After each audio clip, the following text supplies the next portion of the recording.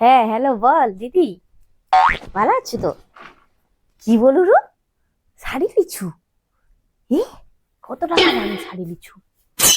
হ্যাঁ, কত টাকা শাড়ি লিছু? ধর না রে। 2000 টাকা? হ্যাঁ। আরে ধর। আরে হ্যাঁ, 2000 টাকা লিছি? আরে কার সঙ্গে কথা বলবি আগে ধর, তার সঙ্গে কথা বলবি। এই চুপ কর আগে।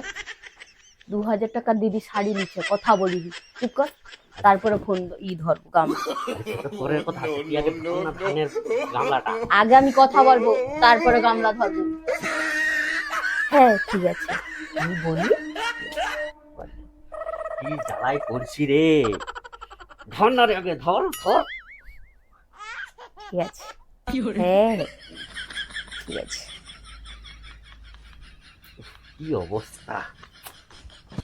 এই,